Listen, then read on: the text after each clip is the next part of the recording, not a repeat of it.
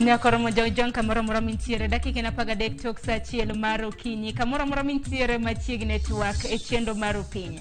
Nase nyisi motelo no okinyi makawuono bro bedo kwatimo nonro ahinya mabende nochiwo odiochieng' manyoro kod duol mano mar Kenya National Bureau of Statistics. Nonro mabende idendo kaka the 2022 Kenya Demographic and Health Survey. Maen kaluwore kod nonro mabende nagitimo kaluwore kod chal mar ngima, chal mar thieth, chal kaka oganda odak e kor gwenge mopogore opogore. Nonro makamanya koro mgejwang' en nonro mar 7 mabende koro gitimo chakre higa mano mar 1989 nyaka sani. Koro nonro makamaka bende gichiwo nyiso nang'o chal mar thieth wachung' kanye, chal mar dak kenya, nyithindo nitiere kama chalo nade. Okinyi makawuono mane paro mabende odoro suma ng'eni nitiere moko kuoma nonro makama mabende samoro iseyudo kaluwore kod gweng' mabende intiere. Par ni ponono nitiere gi ote moro amora mabende diher mar mondo mipenj kaluwore gi nonro makama ioro nwa lai mago te machuok 36000. Mbui mar YouTube, Facebook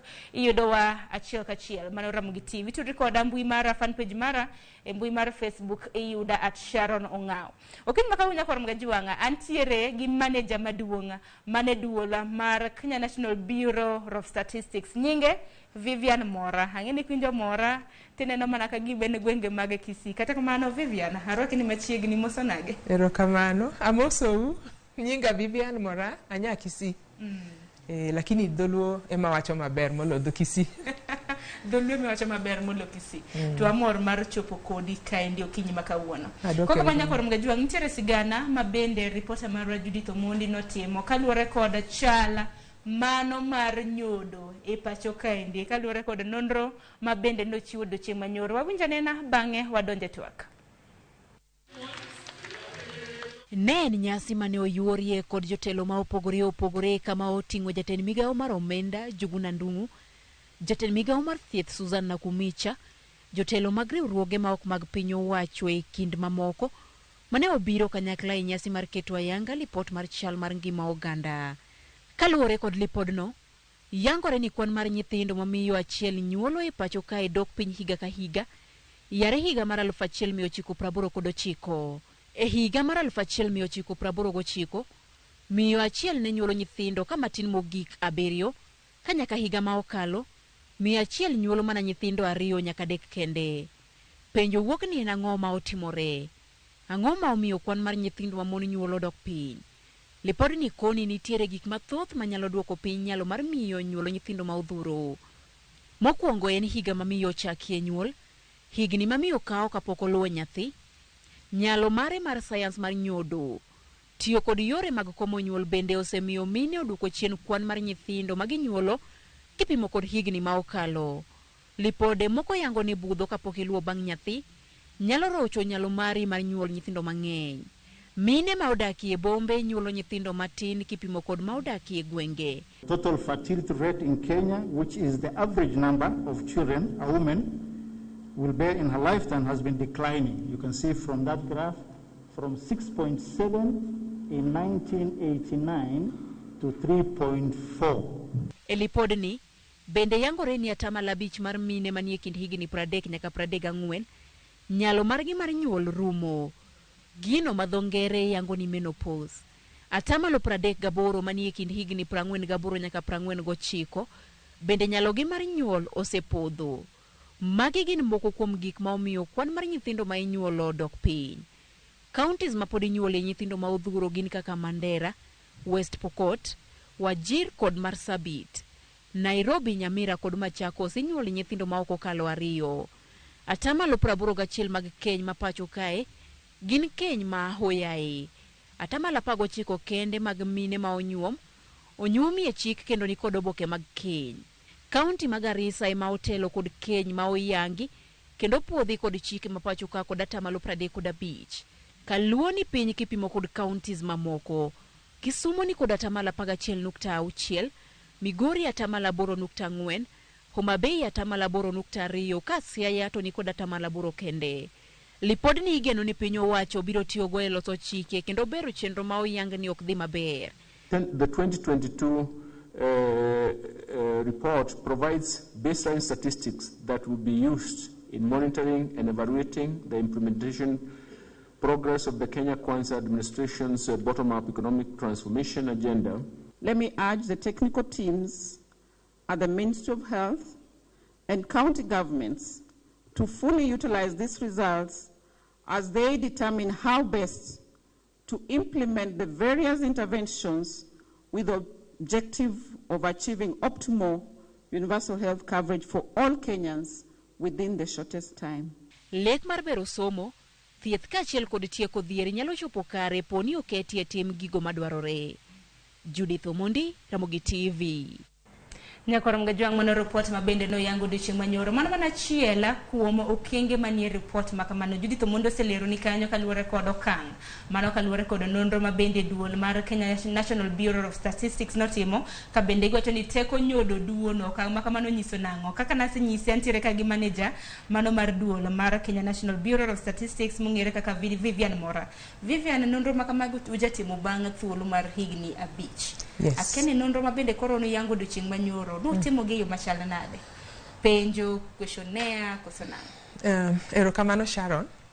Nonro ni watime bang higni abich to mokalo notimo higa mar 2014 to nonego beni watimo moro 2019 lakini iparo ni nwakwano dhano Kenya kae 2019 mano census kaito kendo koro no donje 2019 no motiro nyaka 2021 2020 koro mano noriwo wa matin to tijni watime e piny wa pacho walimo ji utegi wadhi gi questionnaire to wan gi questionnaire as adek achiel mar household moro mar mine maduong nikech tijni mar mine manyuolo nyithindo mine marito nyithindo koro kaito wan gi moro mar chuo be mar chuo be nitie to okoduong ahinya kaka mar mine koro wapuonjo joma tiyo tijni kaito gidhi e field gilimo ji utegi to gipenjo mang'eny koro ken penjo achiel en penjo ma kawo kata seche 3-4 e ot achiel wapenjo mine kaka gisomo gidak nade ang'o ma gichamo ang'o ma gimiyo nyithindo to kapok wachopo kaka wapenjo gi kaka nyithindo magisenyuolo wapenjo gi ka somo gik magin ge ot miluongo ni assets nikech kirango kaka nonro manu agolo nyoro cha ngiso kaka ji dhi e piny kalure gi mwandu magin go somo magisesomo gi kama gidake jomodak Aban, jomodak Rural, jomodak Siaya, jomodak Homa Bay, jomodak Kisumu kamano. Koro no time counties adi? Time counties te Kenya ka. Mano 47. 47. Tuwacho ni thothne nupenjo mine. Mine mo penjo mang'eny nikech mine modak gi nyithindo. Ting'e ni ma en nonro madwange kaka ji odak, ji onyuolre, kaka nyithindo dongo nikech kirango survey manyoro result mano agolo nyoro cha. Ne wawacho gimoro kaka chalo stunting.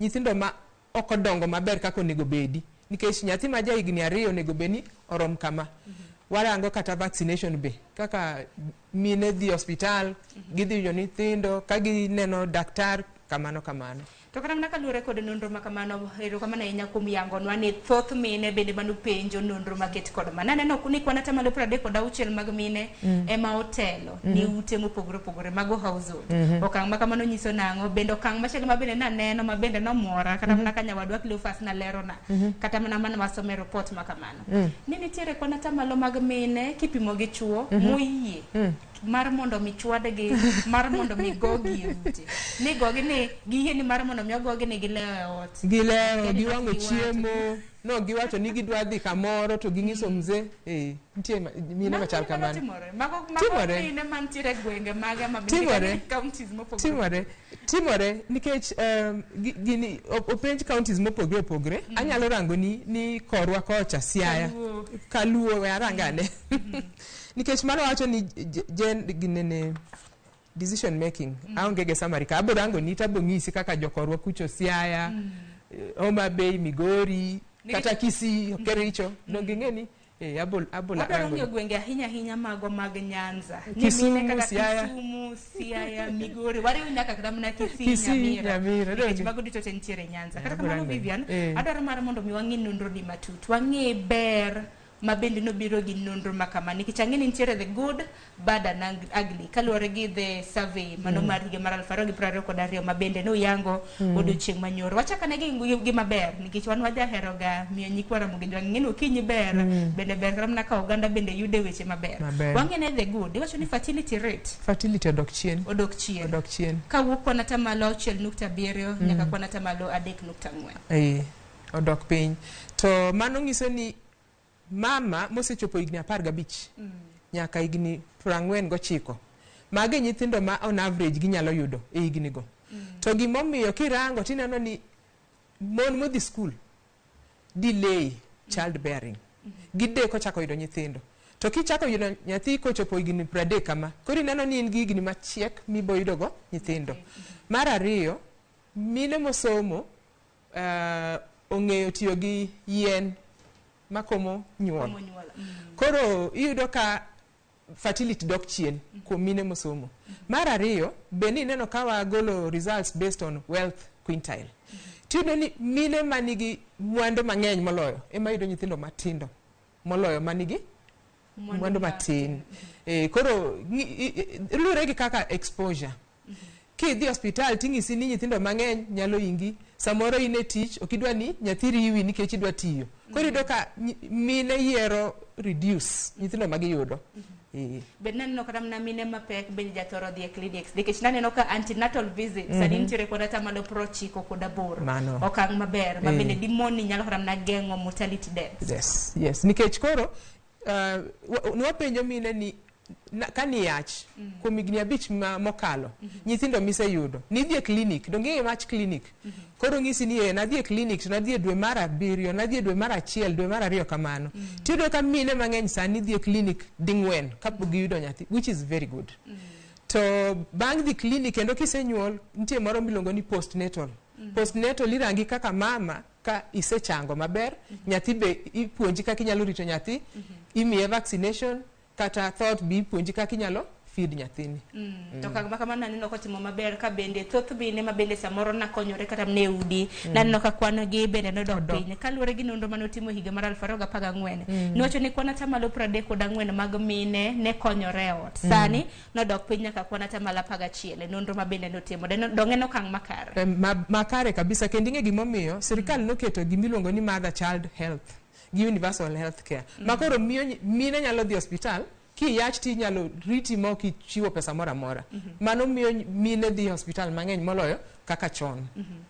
Okang' machielo bende naneno kotendre kod thieth nikech nonro makama ahinya notenore ahinya kotendre kod thieth chal mar thieth mar ngima naneno kata mna joma chuo bende tinde gikikore ahinya mar ko kata mna mine samoro kata mna chiege kayach kamano okowe hospital naneno ka kwan atamalo 95 mag chuo noriwore e weche mag konyruok. Chuo mang'eny tinde dwaro ni dhi gi mine gi minot kodhi yudo nyathi kodhi e clinic nikech gimbi puonjogi sama mama oseyudo nyathi ber ka dichuo bong'e kaka onyalo konye nikech be stress donjega koro kidhi gi dichuo to ng'e ni mama ni dwaro kama nyathini irito kama ma chiemo mimiye samoro yudo ka mama nok ti koro dichuo ma dhi dwaro pesa mondo okel chiemo e ot. Wach machielo maber mabende nonro makamano naneno kobiro godo kotendre kod thieth en ni kwan atamalo 94 mago mag joma chuo e pacho kaendi osedhi nyange gisedhi circumcision.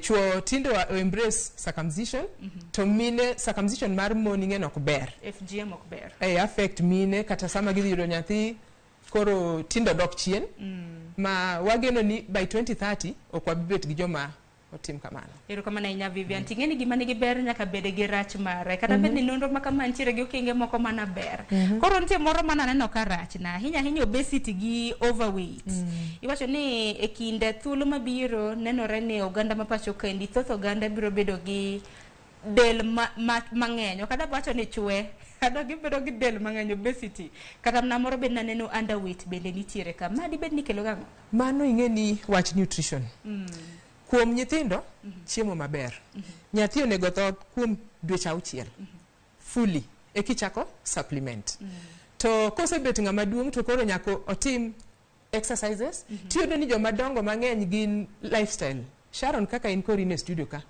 thuolo miyud midhigo exercise onge samoro idwa luongo chiemo moa kuonde ma okik gimo mang'eny tichiemo tibet piny. Koro ing'e ni lifestyle ne mathago ji. Emomiyo ni iyudo ni ji mang'eny gin gimiluongo ni obesity. Kane watimo nonro ni ne wakawo weight gi height mar ji. Koro weight gi height ni emipimo ka itineno ni ng'ama ni overweight, ng'ama ni underweight, to ka nyithindo tiyudo ni nyathi moro underweight, moro in stunted, too short for age. Machal kamano. To basically joma dongo en lifestyle. Makoro kin thulu mabiro dibedi ni wabro bedo gi obesity nikech kaluwore kod chal mar ngima. Ok watim exercise, ineno ni tinde ji ok wuoth. Kata kamano wuotho ga chon, sani apiko nitie. Kidwa dhi kamoro tiluonga apiko piyo.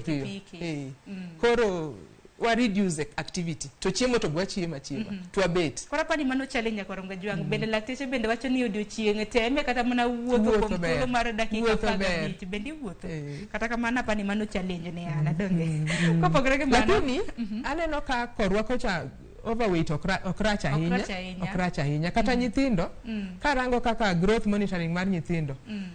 Nyithindo ma overweight korwa kucho ineno ka Migori is just 2%, Kisumu 2%, Siaya 3, Homa Bay 5, Kisii 6 kamano.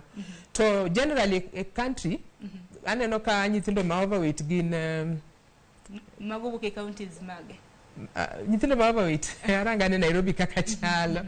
Kata Nakuru en 4%. Overweight mar nyithindo okrach ahinya, okrach. Aneno ka 5% Kakamega kanyo. Okoracha ahinya. Makoro kinde manya koro ngajwang samoro ne ni ng'ama ng'ungu manyalo bedo overweight. Ramna nyithindo bende kiko we chine. Chiemo momiyo nyithindo. Nyaka wakike maber. Nyathi ocham fruits, ocham alot, ocham protein kamano. Kik bedo no doma na chamo chips, gweno mowang gik mano ketho nyathi. Ing'e ni iwe ni ihere lakini kethe. Nikech iketho dende be. Aparo ni mano paro maleo. Machielo mabin naneno ni piny Kenya osebedo kwa kedo godo malich. En kotendre kod tuo mar malaria. Sani iwacho ni more Kenyans are not accessing insecticide treated bed nets. Nets moko ma nithiedho mag suna tinde dok chien bende insecticide mago yath ma ikuoyo e ot samoro mar geng'o landruok mag suna bende nyalo bedo ni dok chien momiyo malaria koro medore. Mani luongo ni ITN, insecticide treated nets. But okwadhi marach ahinya lakini wadok chien matin. Kalure gi kaka nonro mane watimo 2014 ne wan at 59%. Kachopo 2015 odok 63, 2020 odok 49. Nikech watimoga survey moro miluongo ni malaria indicator survey. To sani wane 54. To moloyo onego bed ni jomodak kuonde manigi malaria miluongo ni endemic zones emonego tigi net ni ahinya. Ahinya gwenge magwa makana. Gwengwa kocha nyaka beni onego ji otigi net gi ahinya. Koro iro ni ng'enji oktigo to kata joma tiyo gi net to gina 50% e gweng. Tiwacho ni kata kiyudo malaria no ber kidhi for treatment. Nikech yudo ka jomoko yudo tuo to dwaro thiedhre. Ong'iewo panado nikech owinjo maliet wiye bare to kia ni mano en malaria. Koro ber ni kata ka malaria yudi tidhi laktar mondo rangi. Aparo ni mano ni kare bende kata mna kwa tiyo gi net bende waja thoro kata mna wangi kata mna kaka wanyalo thiedho net gi donge nikech wacho ni bende net ko thiedhi nyalo geng'o kata mna suna mar mondo mi odonji kata mna nyiewo mo moko mikuoyo wacho ni yath mikuoyo bende wathoro nyiewo mago insecticide mar geng'o to moro bi nyalo nyiewo miluok go net mi treat go net ini wuon. Bende wacho ni only 3 in 10 households can afford to buy food. Chal mar ngima pek mar ngima kaluwore gi chal mar uchumi bende marach kaluwore gi nonro makamano. Koro wacho ni ute ma bende no dhi 10 kano timo nonro mag ute 10 adek kuom ute 10 makamano nitiere kod pek mano mar nyiewo chiemo. Tinde winjo ni tinde kata na 3 course meal cha bedi ji ok cham kane chamo gokinyi nyalo skip lunch akia kaluwore gi pek mar survey ni nwapenjo ji ni nonro ni nwapenjo ji ni kuom juma achiel mokalo ndaladi misebet mokichamo chiemo kaka nidwa chame. Samoro yudo ka ipenjo ni nitie odiochieng' moro ma ichamo chiemo mano kidwa chamo. Ing'e ni samoro igombo chamo ring'o to pesa micham go ring'o onge. Samoro idwa chiemo to chiemo no koromo ma koro chunyi ni chiemo mano onego icham lunch cha koro iwe mondo icham godhiambo. Samoro ute moko yudo ni nyithinde miwene gi chiemo joma dongo koro survive kamano.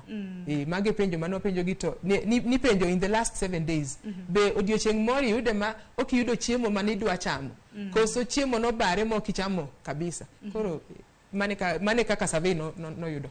Wach machelo Vivian mabende okang' mabende piny owacho temo dhiro mano mar mondo mi oganda ma pacho kaendi obed kod okumba mar thieth mar piny owacho mano NHIF. Nonro ma kamano bende wacho mana ni kwan atamalo matin mago mag oganda ma pacho kaendi ema bende nitiere kod okumba mano mar thieth mar NHIF.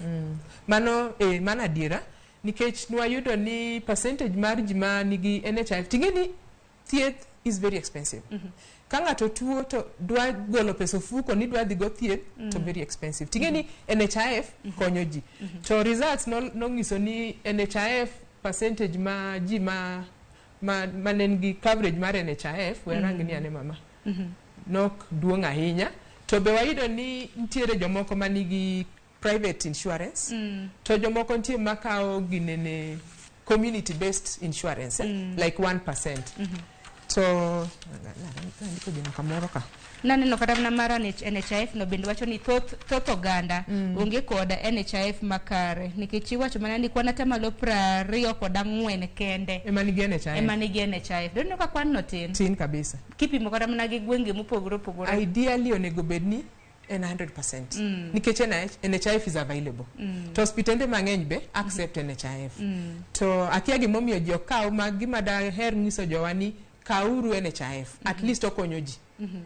Nikech aneno kata mana ka kembe mago private commercial insurance companies bende chiwo mana gi kwan atamalo 4 manyiso kata mana ni kembe mago mag ji giwegi ma bende chiwo kata mana insurance ne oganda bende ok thoth oganda ma bende kawo gi bende ng'eni nitiere dwaro nyaka mana paro kotende kod chik mar omenda mano mar finance bill bende nitiere dwaro mano mar konyo yawa ma yuto gi nitiere piny mano mar mondo mi oyudo kumba mano mar thieth. En gero mara ni okang' ma kamano biro bedo kadhi e yo makara nikech wadak e kinde mabende iwacho ni wanyayo kata mna weche mag thieth kokalo e UHC mano universal health coverage. Tinge Sharon sama ng'ato tuo e kidwa dwaro ji mondo sol ni pesa bet ga matek to ka in gi insurance to konyi. Koro nyakora mgajuanga kamora mora mintiere ponono ni yonge gi okumba mar thieth mar NHIF iwacho ni inyalo chulo matin ne siling 500 to mano biro bedo ka konyi kelo ne gi resruok e okenge mopogore kata kamano kwang'e gwenge magwa makaluo kata mana kotende kod report nikech obiro bedo mana kwang'e report makamano mano mabende nuchiwo dochieng' manyoro twak marwa nyakora mgajuanga en kaluwore kod report mabende nuchiwo dochieng' manyoro koro ponono ni nitiere gi ote mora ioronwa lai magwa magote machuok 2-3-6-0-0. Vivian kaka miyo kaka mbean ng'at mamiyo wach machiel mabende aneno ka report makama nyodo dok chien ang'o mok timre nyodo dok chien fertility donge mwacho ni sani ji tiyo gi contraception mine have oyiero delay child bearing tich watiyo koro ineno ka kin gi nyithindo mang'eny to riwi ok itim gigi kaka idwaro to bi dwaro nyithindo matin minyalo tere ngima maber miter gi skul maber gi chiem maber koro nyaka tinde wan gi gimiluongo ni contraception emiyudo ni mine mang'eny koro okawo contraception to ya chuo be tinde support contraception isewinjo chuo kata mose di vasectomy tiyo gi condoms mondo gi nene gi kom nyuol ya mane mo mi fertility dibed kaluwore kod pek mar ngima to nango nikech aneno kata mana ke udi kaluwore kod nonro makamano tinde ikenye jok dwa bedo gi nyithindo kata mana mahewa ariyo ya ngima tek haya kotende kata mana gi report makamano mabende nuchiwo bedo dichieng' manyoro marach mogik mabende naneno en kotende kod report mabende nutimo ne nyithindo mabende iwacho ni 1 in 5 iwacho ni nyithindo 5 achiel kuom 5 pok noyudo any form of immunization mano chanjo na pok giyudo tingeni nyathi koko yudo chanjo nyalo kelo ne tuoche bende mopogore mano dwa tera kuom gimana achako go chamo wacho ni clinic ingeni ka mama nyuol hospital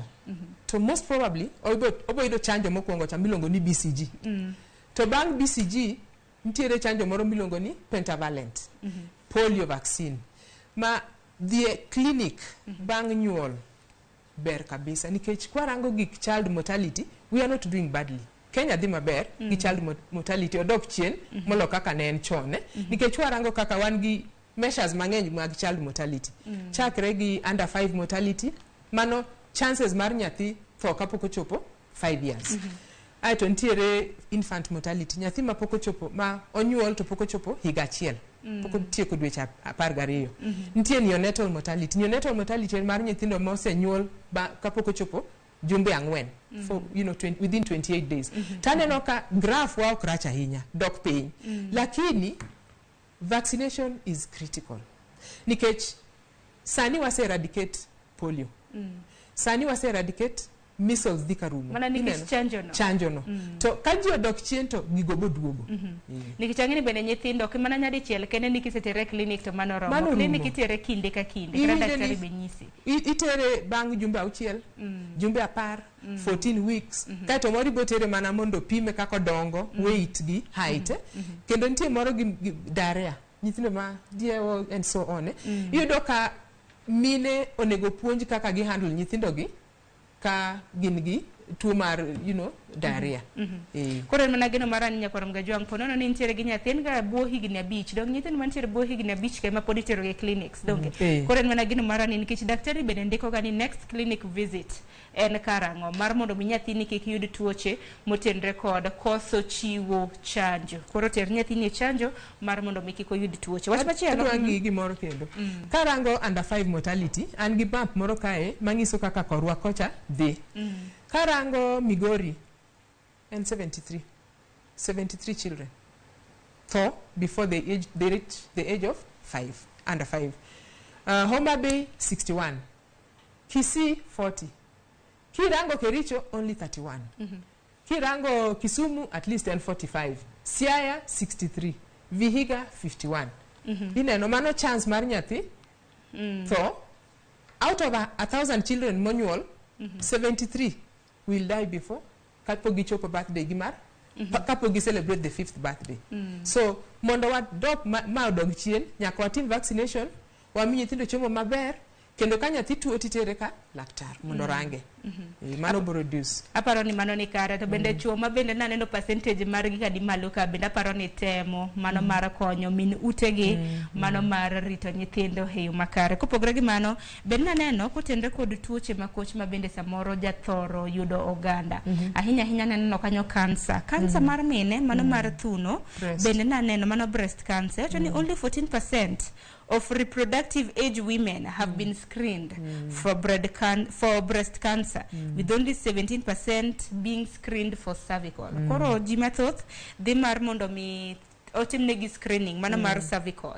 Mano kopogore kata nagi cancer mano mar thuno. Mano survey mo wacho kamano nikech nwapenjo mine gi ni bendo se isedhi mondo pimi breast cancer nitie kaka ipimo mine kidhi ka laktar to katini puonji kaka inyalo pimri wuon ka ine ote to kendo nitie moro miluongo ni cervical cancer. Mine onego dhi for pap smear. Mine mosebet sexually active, it is important ni gidhi mondo pim gi higa ka higa otimnegi pap smear. Nikech kotimni pap smear to ginyalo ng'eyo ka in gi risk mar yudo cancer no. Ten gimi nyalo thiedh koyude chon. To kodeko to diga marach. Aparo ni mano wach malew. Erokamano nya Vivian nyakorom ga jwang pod wamedo sumo paro kaluwore kod report ma bende duol mano mar KNBS no chudo chimanyoro kaluwore kod chal mar thieth, chal mar ngima mago mag yawa mopogore nonro ma bende gijatimo bang' thuolo mano mar higni 5. Nonro ma kama korona gitimo higa mokalo mano higa mar 2022 na gichiwo duche manyoro nano kuntiere gi welo jatend migawo mochung' ne weche mag thieth Susan Nakumicha no yore romo makamano jatend migawo mochung' ne weche mag treasury kata omenda bende daktari Jong'una Ndung'u bende nantiere romo market kod mana aneno ote magi med orogi dakika 40 kod 2 tok sachiel wakayo matin habiro mathoth.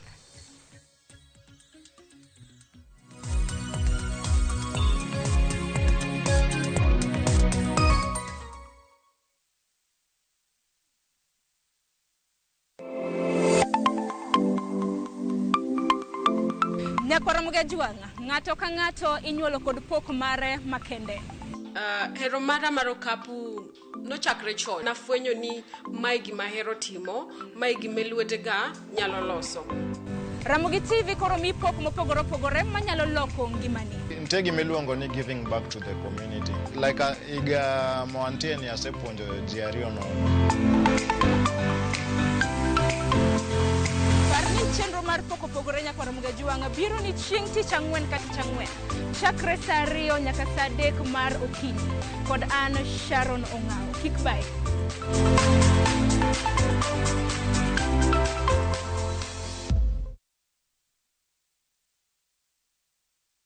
From the slums of Lagos Island, we bring you the story of a young lottery operator, Dio, and his girlfriend, Halima, who find themselves in the hands of a gangster, Innocent. Innocent wants to reap where he did not sow. I expect my money 2 weeks.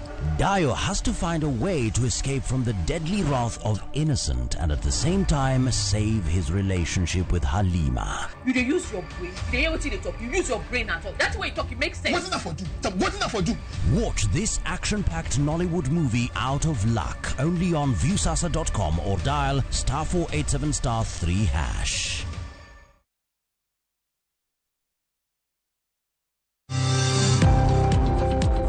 Ohala gi mwandu wakelo ni jolony e weche ohala. It is important mondo wan kaka joluo wabed gi dongruok. Wafwenyo ni adiera matut mag timo ohala. Tijni kidwa time en mana mashin mar luoko to gi kuminya yude pi. Wawuoyo e wi yore makare mag timo ohala. Kisechopo level mabedo brand ono beni gimoro amora mitimo en gima timo ang'o makelo pesa. Wakonyi dongo handi ka wami yore mag kano mwandu.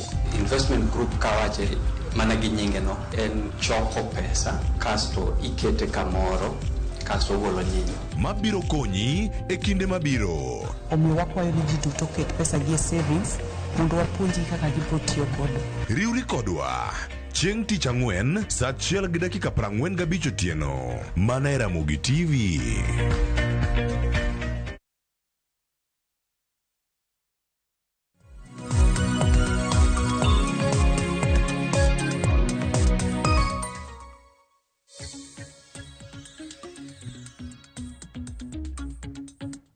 Nyakorom gajwang machiegni kende okang' mar ariyo wadhi nyime gi chiwo ni nonro mabende duola mano mar KNBS dochudo chimanyoro kaluwore kod chal mar ngima, chal mar thieth, nonro mabende gisebedo ka gitimo ahinya kotenre kod chala mano mar ngimani. Aneno ote magi abro bedo ka somogi med mana orogi ote yoronwa e line magwa magote machoka Reddit auchiela nono mbui mar Facebook, YouTube bende yudowa achiel kachiel. Kiny makawuono ponono nokeo TV mari antere ka gi manager maduong' mano mar duol mar Kenya National Bureau of Statistics mong'ere kaka Vivian Mora mabende podwa medo sumo godo paro kotenre kod nonro makama. Tainyanya Vivian kwa dhi nyime gi nonro makama ahinya wang'e ne gwenge magwa makaluo kaka na giloso kotenre kod nonro makama nikech naneno nonro mano kotenre kod chuo mabende iwacho ni udanganyifu kwenye mahusiano mawuondo kata mna minu utege na counties mopogore bende nitiere ka.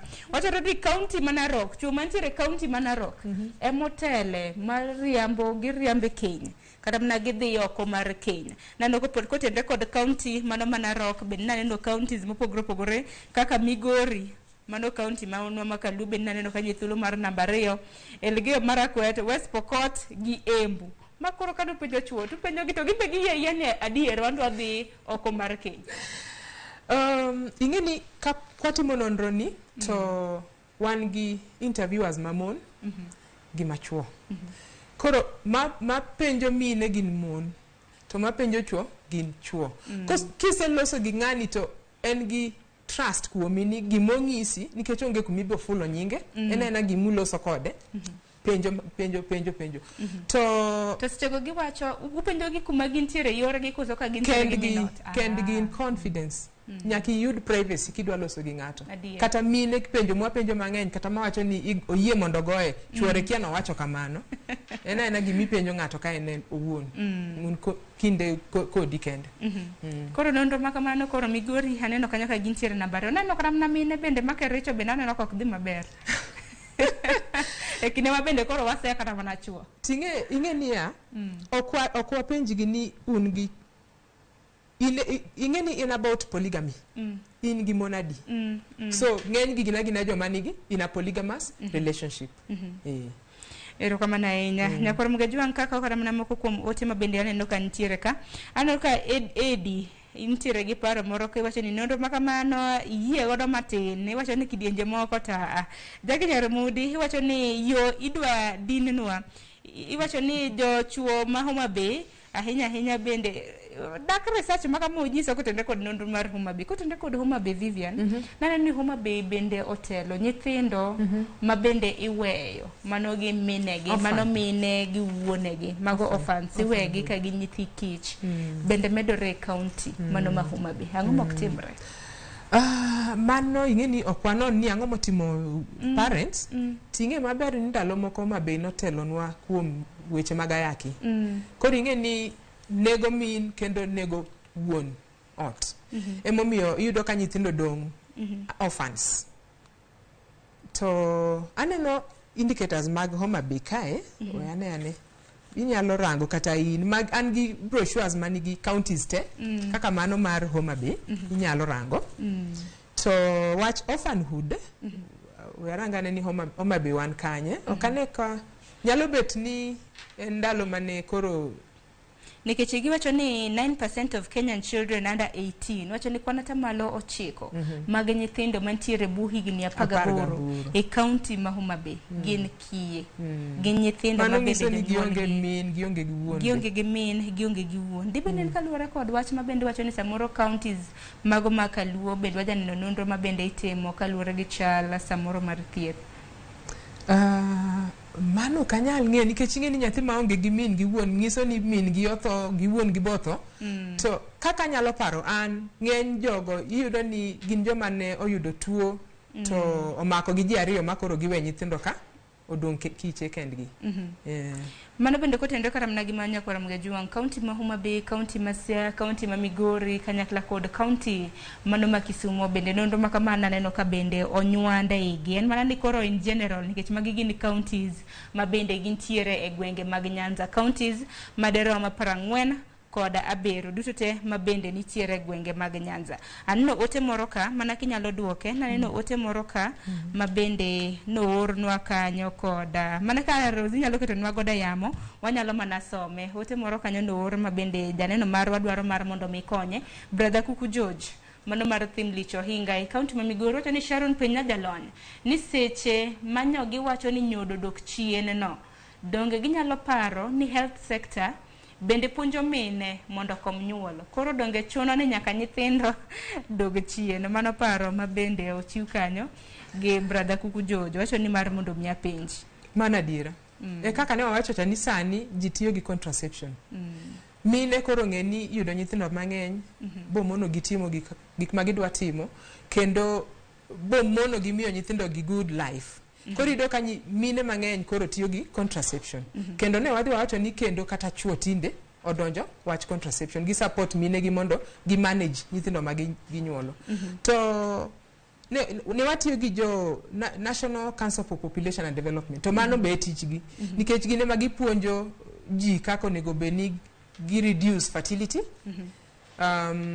gi take care of contraception and so on to mane mamiyo koro sani nyuolo dok chien matin mana diera ote machielo ka bende nyalo ketnwa mano mar Peter Thomas Siongo wacho ni Ramogi TV oyawre nya Sharon lipot lernde kendo e piny Kaluo wa county ma Migori dhi kodwa marach nade mana koro watemo wacho nango kanyo nikech county ma Migori koro dibed ni kaluore kod chuo ma samoro giwacho ni Kenya nitie kaka giriambo e Kenya kanyo kata gidhi oko mar Kenya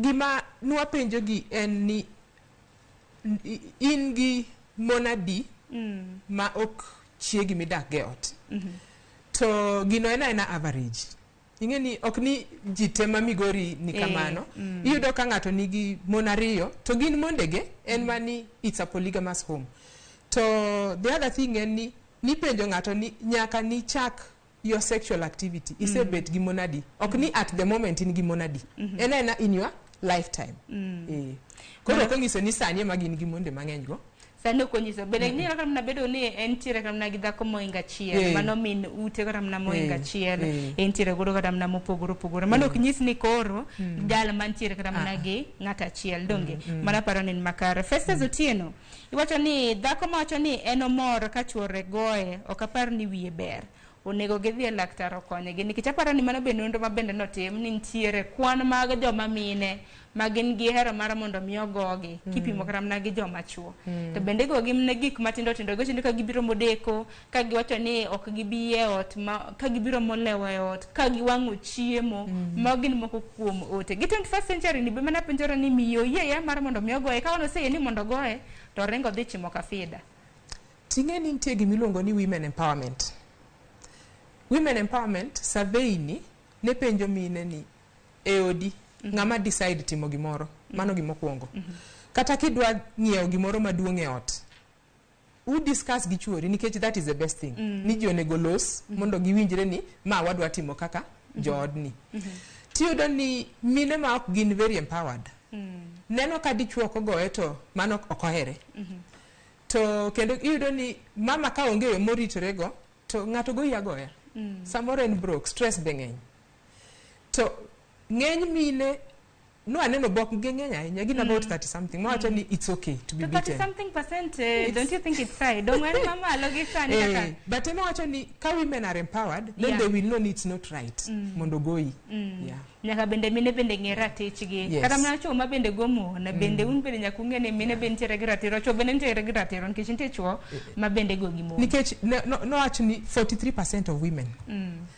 gi 35% of men wacho ni it is okay, it's justified for a man to beat the wife but it's never justified.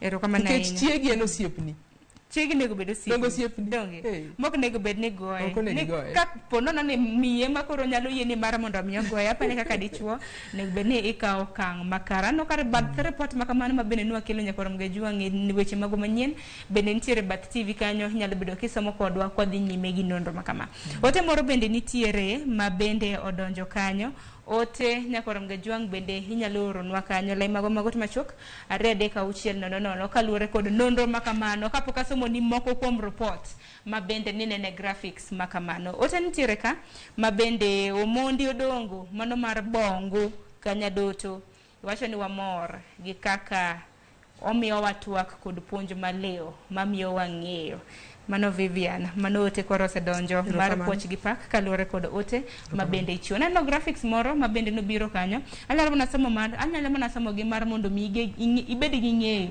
ni ang'o ma bende notimore Kingo report ma bende nochiwo odiochieng' manyora ahinya teko mar nyodo nyuol mar miyo ka miyo ma bende miyo nyuolo bende koro dok piny neno chakre na gichak timo nonro higa mar 1989 wacho ni mok tin nyithindo 7 higa mar 2022 kwan nyithindo 2 nyaka 3 nyiso ni sani kwan mag mine ma bende ramna ei keny kanyo ji mana nyuolo nyithindo 2 kata mana 3 higa mar 1989 ne gidwaro nyithindo malo kata mana 9 mano bende Vivian osewacho ni kaluwore kod chala mano mar ngima kanyakla kod weche motenre kod family planning kopogore gi mano bende hik miyo ka ochako nyodo ma bende naneno wach mar iwacho ni ng'ato kosechopo higni 40 gi wiye bende ochope menopause tinde menopause bende menopause biro chon dibed ni ne wacho ni biro chon lifestyle samoro yien muonyo gi be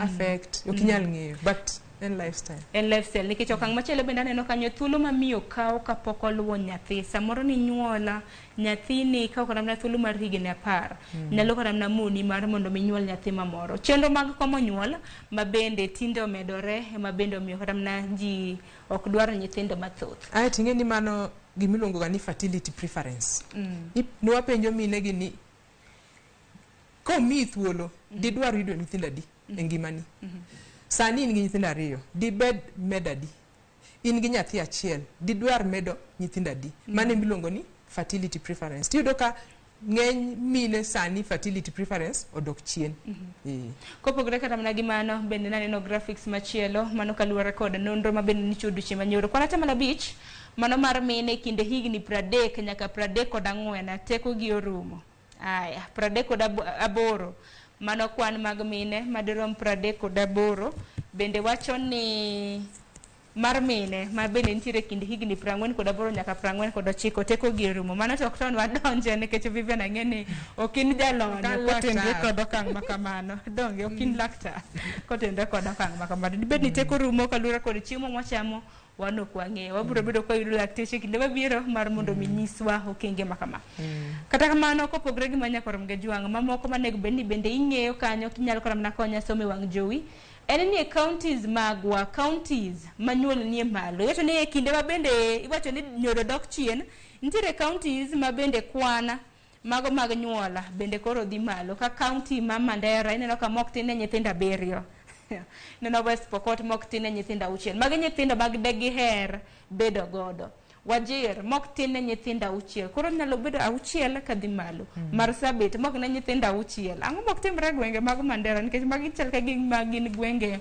mago mag North Eastern mane kaka mine no wacho gwenge mag North Eastern gin gidwaro mar mondo mi gimeda nyithindo kata bed ni ngima tek kata oyo gi nyithindo giwacho ni gimedo aya Kenya keny ma ok oyangi 81 ine keny ionge oboke mano mar kenyo pok iyangori ni ma en jaoda kata ma en chuora wacho ni keny ma pok oyangi en 81 tikende Vivian thoth oganda wanyalo bedo ni wadak e ot kacha to en na ka mwiste ok en keny nikech ka luore kod chike ma pacho kaendi kintere go bok mano manyiso ni ma en jaodi kata ma en chiegi mane keny ma oyiene do mane mamna bebando no yango kaka keny moyangi mane registration nikech ber ka jomoda kanya chiel nigi certification nikech inge nigi matimore ni wach inheritance kata ka chiel kuomi nyasaye okawo to ber ka un gi certificate nikech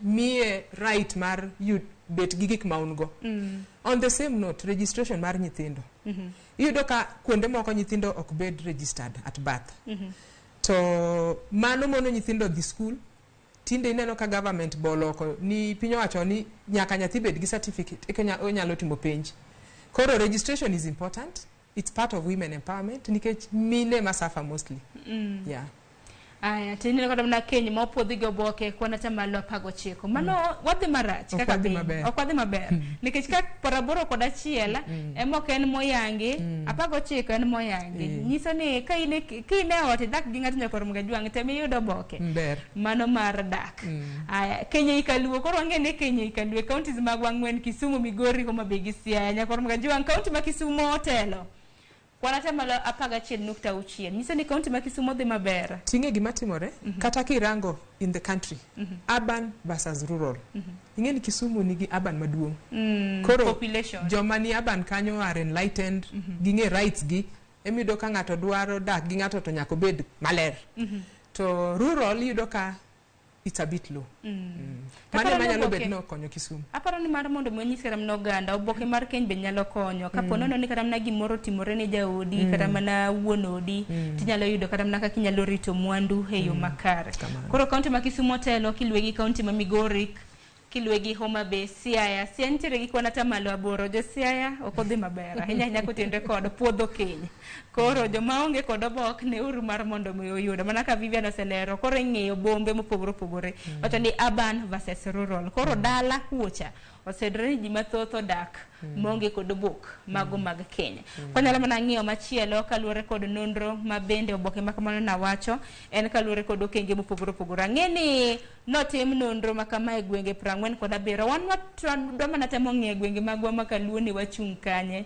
iseneno kanyo kotendre kod weche mag keny weche mag malaria weche mag tero nyithindo e clinic immunization miyo nyathi chanjo koro konono ni nitiere gi nyathi mantiere buo higni 5 mar mondo mi odage ngima maber monge kod tuoche neni itere e chanjo Vivian mane madiponi ni dwaro nyiso nyakwara mga jwang' kaluore gi nonro maket kod ma samoro dibed ni pokwa mulo kapok watiko chenro mara Nonogi aneno ka wadhi maber lakini pok warango kaka gik household gi wamodho pi machalo nade nano ka kwan pi mwamodho bende tinde bedo maler wamodho pi machal nade wadhi e choche machal nade watiyo gi fuels machal nade nikech lure gi fuel mitiyo go be affect nyithindo ma ingo nikech ka iro donje inyathi to ketho dende koro kuonde machal kamano asewacho wach registration asewacho empowerment mar women, asset ownership, waido katinde mine be nigi law written in their name with certification, which is a good thing. Nikech samoro yudo ka wuon ot kende manigi land maka oonge to idak nono. Koro mago be areas manwarango. Kaito I think wasewacho wach malaria, wach HIV, wangni nokwa pimo HIV, lakini nwapenjo jini kuom higa mokalo bose pimi HIV, mano be gimoro manie report. Kata mine madhi e clinic nwayudo ni more than 90% opim gi HIV, which is a good thing. Bende kata mna kaluore kod ngima mar dhano, aparo ni mano ber kwa mulo kata mna kapok watieko twak makama, nikech naneno ka ung'iyo bombe kanyakla kod dala ei gwenge kucho kaka ji osebedo kata mna ka modho pi. Ei bombe bende naneno kwan mar pi modho, aparo ni osechako bedo maler kipimo kod nonro ma bende nitimo higa mar 2020. Yes, sani ji tiyo gi yath ma giloso go pi mondo bed maler, jomoko boile, which is a good thing. Nikech pigni ema miyo ji bet gi diarrhea. Diarrhea kose donjo ko yudo nyithindo to that's the highest cause of mortality mag nyithindo. Ka digi malaria be. Koro pi ma ji modho ber ka ler. To yo dala kocha no yudo ni pod gitiyo gi kisima koso gitiyo gi pi aora. Gin different waranga ne kan gi angi shit moro ka manigi county state wako rango mondo neno ni jo korwa kucho dinade wach pi. But kata mana kwa compare nonro manotimo higa mar 2014 wadhi maber. To chope le kwan mag chope nikech ang'eni yoda la kocha kwan ga gi pit latrines mago chomo kony. To town ka wan gi moko wa flash. Koro chalo mar chope nikech chope bende neno kata mne makelo ga tuoche mopogore samoro. Waluongo ni defecation. Jomoko defecate in the open e bungu. Tingeni kidhi e bungu to lwang'ni donjo kanyo, lwang'ni donjo chiemo. To kata mna koth kochwe pi mwatiko. Dhi kata mane aoche mwadhi to atone pi. Koro ber mar bedo gi cho. Kik wadhi adhi pap. Ber mar bedo gi cho kendo chomo ma lwang'ni ok donje. Kendo choche moko manigi VIP. Makoro yamo wuok golo tik oko. Aparo ni mano ne maber, but apani piny pendo lonyo kapa bende tinde kata mna thoth gwenge nitiere koda chope masa moro bende wacho kata mna ni choke konyo bende kik kuny cho machiegni gi kamitede. Aparo ni okenge makamano nyalo bedo kata mna ka konyo. Naneno households wacho ni 80% of households has an improved source of drinking water with 94% in urban. Manyiso ni kata mna bombe wadhi maber. Gwenge wacho ni 71% ok wadhi marach. Over 50 but it should be 100. It should be 100. We should strive for 100. Tingeni kaka koro report ni osewuok to report ni nigi details at county level. Watch kaka health. Ingeni mano beno managed gi jo county. Koro telo manie county emonego tigi report ni ahinya. Mondo wane ni county wadhi nade ka compare gi neighbors. Mondo wane ni what programs monyalo kete mondo wakon jowa mondo wa measure up. Bende kopogore kata mna gi mano machielo bende mabende naneno kotinde kod mine nikech mine bende manutimo ne gi nonro malach. Iwacho ni mine, iwacho ni employment and earnings.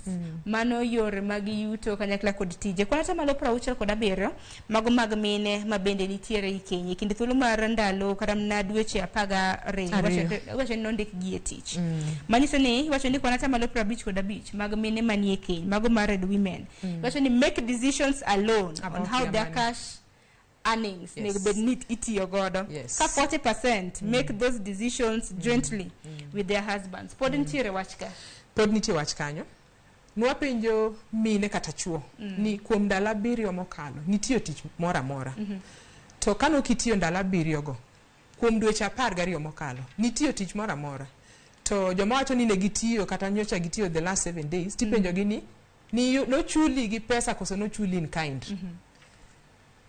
Iduoko. Kai tipenji ni pesa miyudo ni who makes the decisions?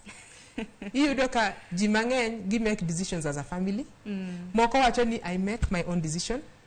Pesa ni gi mar chuori be. Koro ing'eni mano is part of looking at women empowerment. To benwarango kaka joma nigi account e bank kata e sim. Dongi intine mobile money be is just an account.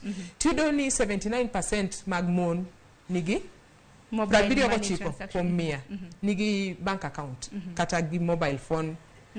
To 82% of men mineno ni okwabor ahinya wadhi maber ema ni mine bende nyaka bende de yango kata mna omenda ma bende giyude ema neno kaka kwana ta malo 50 kod 5 gine ma gi make decisions alone nyisoni kata mna wuon ute ma bende gidak godo wuon pargi ok ginyisi ni anayudo omenda makama tadaro time kama mano gi make decisions on their own moko nigi chuo moko don't have men so it's everybody manena die okay correct nikech neno ka kwana ta malo 30 kod 6 mago mag mine ma make decisions ma head their households manyalo nyiso ni gin single mothers ginyalo bet single mothers kata gin married but ingeni kaka wa kwano household iyudo ni wuon samoro dak Nairobi mani ngeni is a separate household to mamo dong Kisii for example kata Migori mano is a different household egini yudo ka odhi maduong obet maduong ok gin single samoro gina married lakini dichuo dak gidak yore to kendo kiyudo ng'ama nigi polygamy tikwane ot achiel kende koro ot moro ni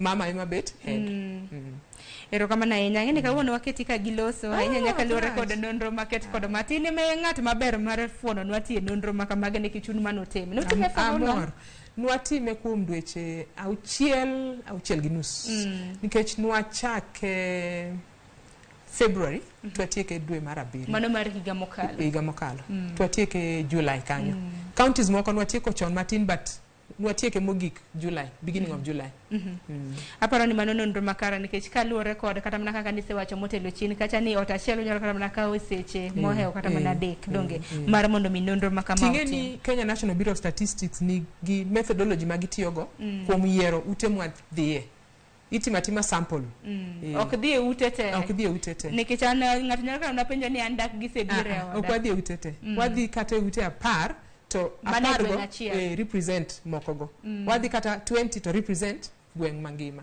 nikech wa assume ni ka ji odak kanyachiel gidwar romre kuonde mang'eny ero kama na inya nonro machielo ma bende kik wawe oko en kaluore kod iwacho ni access to at least basic sanitation. Ingeni sanitation kata mna aluora, ler mar aluora en wach moriwo oganda te bed ni ng'angongo, bed ni ng'anyathi.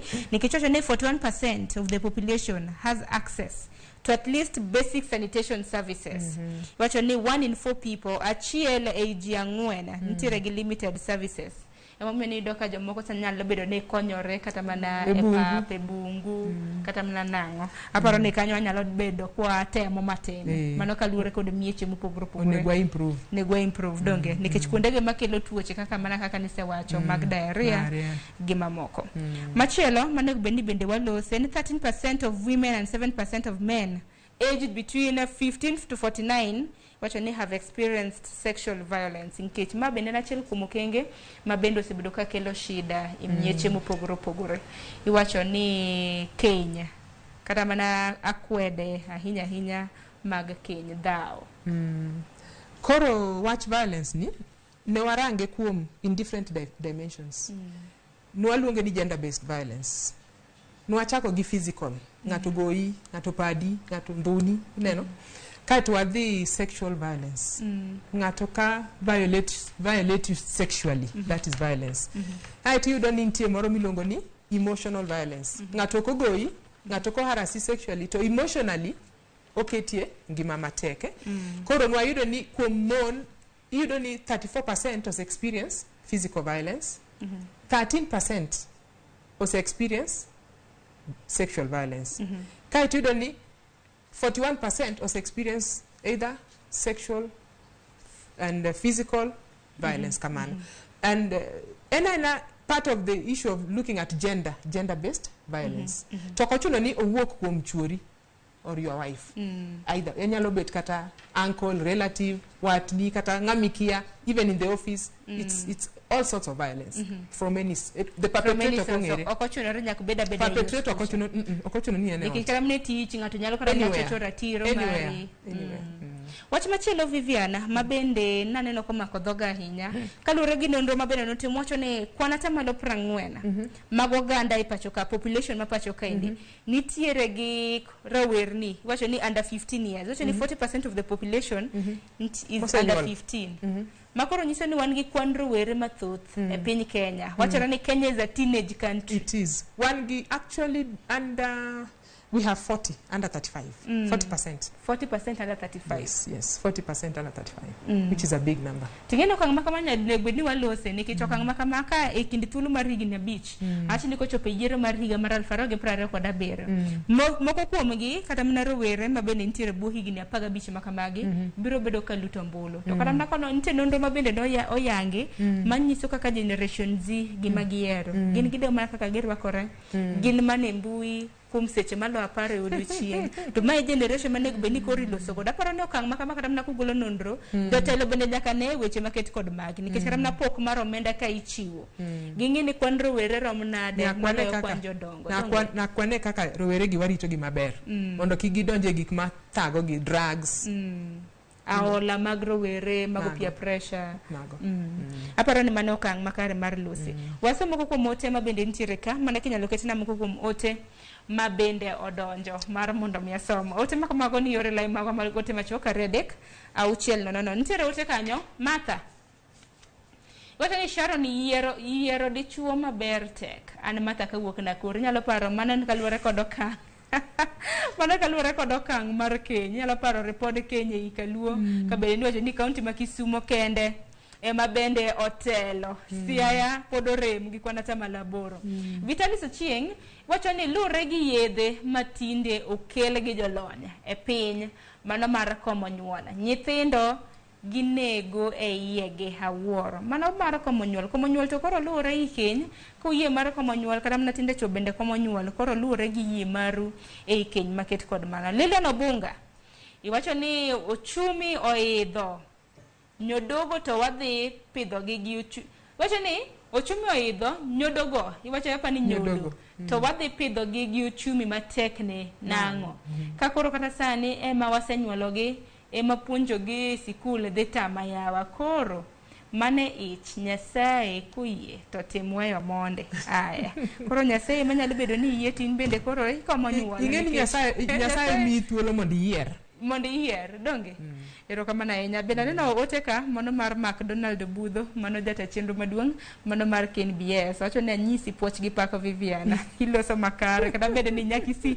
tutamo chando dholuo e yo makare erokamano Vivian nek bende oteko chenro makama wach ni mogik samoro gi ote ni mogik ni Nyakwara Mgajuang kotende kod nonro makama bende yangne gi ni nonro makama ujatimo negi e kinde thuolo mano mar higni 5 wach manek bende ging'eyo kaluwore kod nonro mano mar KDHS koro nonro mar KDHS ni ne wasewacho ni time bang' higni 5 ting'e ni en nonro manigi a lot of information chakre gi kaka nyithindo warito kaka mine odake ot somo warango kaka jitiyo gi pi weche mag malaria koro en report maduong' to nigi weche mang'eny manyalo konyo piny emangiso jowa ni somuru report ni tiuru kode to report naneno ka pages ng'eny gin report ariyo oduong pages ng'eny lakini ka gimoro tami one ready jo KNBS one ready kendo chakre in a few weeks wadhi luoro piny te kata Siaya wabodhi Kisumu wabodhi mondo wang'is jowa ni report ni kama e kako wacho waboluongo ji waboloso kodgi mondo wang'is gi moloyo kaka report no wacho kora gino ni winjo kanyo Nyakwara Mgajuang kaka Vivian olero makare McDonald nyisa ni bende kopogore Kisii bende bere Kiswahili bere Luya mago duto te nyalo bedo kiwacho kata mana e radios magwaro mida ka onchire gi radios mathoth ahinya malose dho mopogore nase biro egesa niselose egesa naselose Ramogi radio la kane watimo census mano higa mar 2019 sani koro nitiere Ramogi TV wagoliero kamano ahinya odhiambo manyoro naneno McDonald Budho jata chenro mar KBS ne nitiere Citizen gi Trevor Ombija erokamano ahinya bende Sharon penjna Vivian ni nyako dhi e ode gi higni adi Vivian to koro ka enjalony ginani jotim nonro kata kamano kende Vivian mana penjo madiere duoko report ni nigi results mawacho kaka ji dhi utegi warangi ni ane kanyalo yude mapiyo ni nyako nego bed ni dhie ode gi higni mano to kanyal ng'eyo to wacha kaka wayudo wacha kaka wayudo ane kanyalo yudo marital to waneno ni ng'eny ji donjo ka gin igni 20 kama kanyalo paro igni 20 mano koro lure gi ng'ato koro ka lure gi dwechi mosomo mang'eny ibodo ka pod osomo nyako chop igni 30 moko ko we school chon to donjo chon ko ingeni lure bende gi ng'ato puoch gi pak ne sister Vivian Nyarunda for the good presentation an Tom Ombura kiwuok e county mano ma Homa Bay apa ni ng'at mung'eyi ma hie nikech ana wacho mana ni Vivian mora donge samoro ng'e Tom Ombura ni Ombura nwatiyogo erokamano ahinya. Sharon Amor Kodu iwacho ni joma mine okonego go kata mana matin ma kaluwore gi nonro nitiere moko kuom joma mine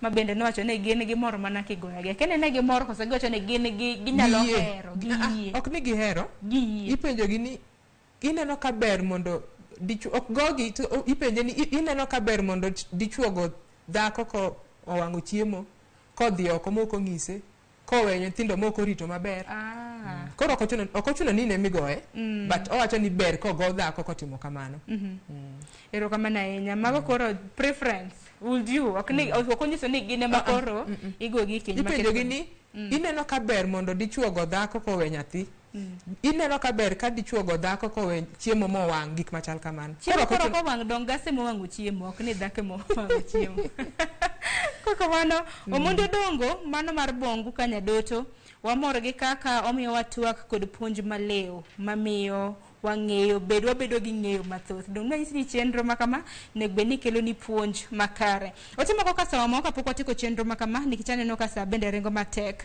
dimore iwacho ni pek mar ngima emoidho jowadu iwacho ni inomosh janyarombe aparo ni kaluwore kod pek mar ngima ema bende nonro makama bende aparo ni kaluwore kod pek mar ngima ema bende ni nonro makama bende ema fuono weche matut kotende kod nonro makama dong Vivian wacheki wachni mogik duoko erokamano kuom miyowa thuolo mar biro kae nikech kaka ng'ama tiyo Kenya National Bureau of Statistics watimo nonro to kok wang'iso ji kaka wayudo to bok konywa koro wamor biro kae mondo wang'is jowa kaka piny dhi to kendo mondo wakony ji make decisions counties tigi information mondo ging'e ni ang'o madwarre county wa ka county moro timo maber limgi mondo winj ane ni ang'o ma gitimo mondo waket programs makonyo jowa mondo wambe wabed kiwango maber aparo ni mano ni kara hinya weche mamulo counties magwa makaluo koro governors okaw ting' maket kod mano kata mna ji giwegi gin bende gikawe ting' maket kod mano wan gi community based organizations mabe tiyo gi disinformation koro ginyalo kawo report mondo gine ni kumane mwanyalo donje mondo wakony jowa report makamage ginyalo yudore kanye gin available website wa you can access our website www.knbs.or.ke nitie moro miluongo ni Canada kitype Canada tibo yudo report kanyo gini waketo nyaka e Twitter koro kata physical copies nitie office wani real towers to wan gi offices e counties te makilimo county headquarter idwaro kama KNBS nitie ibo yudo report kata kok yudo report ng'ama ni kanyo bokonyi mondo odwar ni report erokamano inya Vivian wagune erokamano inya kuom twak kodwa e TV mar Ramogi kotende kod report mabende nugolo diche manyoro erokamano Sharon erokamano inya nyakor mgejuang mano na Vivian Mora Nyarunda mabende manager maduong' mano kaduola bende wiana wila en Vivian Mora Nyarunda HSC kiku wiya wila head of state commendation mano manager maduong' mano kaduol mar Kenya National Bureau of Statistics mabende nachunwa para hinya nyaka luore kod report mabende nagichudo chimanyoro report mamulo dho oganda machiegni kotende kod weche mag thieth weche mag chal mar ngima kod mamoko report makamagi gijatimo bang' thuolo mar higni 5 manyiso ni bang' thuolo mar higa mar 2022 report machielo ibro bedo ka itimo 2027 e kinde mabende piny Kenya bende bro bedo kod yiero mabiro koro nero were mabende iwacho ni Kenya is a teenage country koro ne uro no uyudo upande makare kata mna kochopo higano to you make good decisions donge koka mano horituru masani saa ine dakika 21 tok saa 2 mar okinyi chenro mabende biro bang'ma en chenro mano mar orako bende report na wacho obesity ochimo oganda wa koro Jotim exercise. Jotim exercise. Samo mendo kelo negi bende chenro. Ma bende puonjo. Koro ma chenro mar orako. Pono ni nitiere ot kacha. Inyalo rieri matin kaluwore gi chenro maket kod ma. Oritiro masane nyinga Sharon Ong'aw.